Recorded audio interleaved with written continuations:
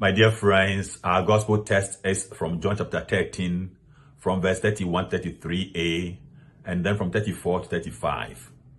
This passage is with the context of the Last Supper discourse and focuses on the themes of glory and love. The theme for this reflection is love is the message, and the message is love.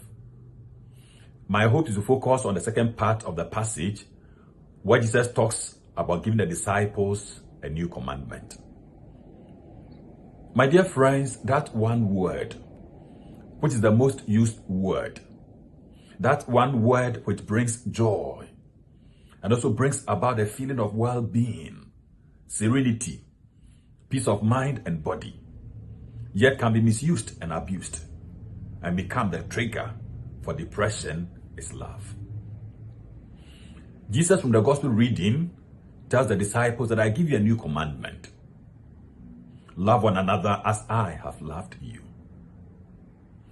The question that should strike us is how new the commandment is. Because already in the book of Leviticus, chapter 19, verse 18, the law states, you shall love your neighbor as yourself. From this, it is very clear that the audience of Jesus were already familiar with the commandment. However, there is something new that Jesus brings onto the table. The commandment, as known in the book of Leviticus, limits the expression of love. Because in the same book, chapter 19, verse 34, the love of neighbor is explained within the context of a fellow Israelite or a resident alien. How about the pagans and how about the foreigners? Unfortunately, they are excluded. My dear friends, for Jesus, love of neighbor should be expressed to all, irrespective of tribe, color, or race.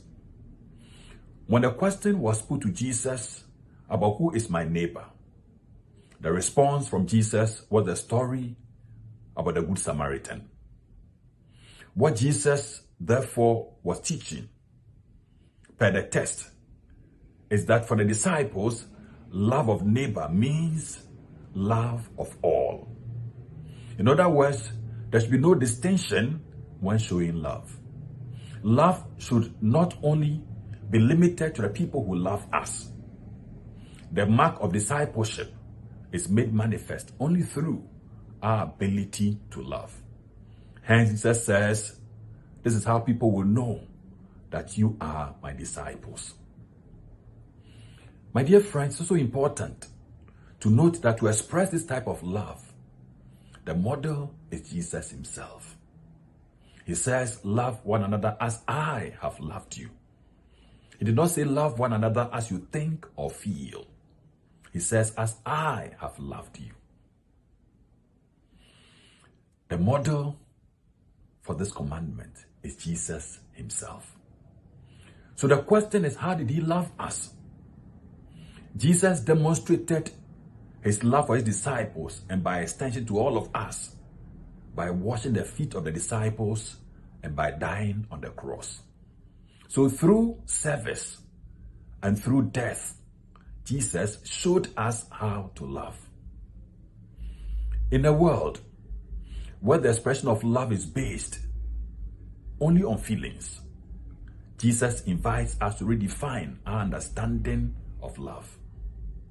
In a world where the expression of love is limited to our family and friends, Jesus invites us to broaden the scope. In a world where the expression of love is defined oftentimes within the context of sex, Jesus invites us to purify our understanding. In a world where the expression of love is dependent on what one gains, Jesus invites us to that selfless nature of love. To conclude, my dear friends, love is Jesus' legacy to us. Love is Jesus' final commandment to us. Love is what Jesus bequeathed to us. Love is our inheritance. May God Bless you all.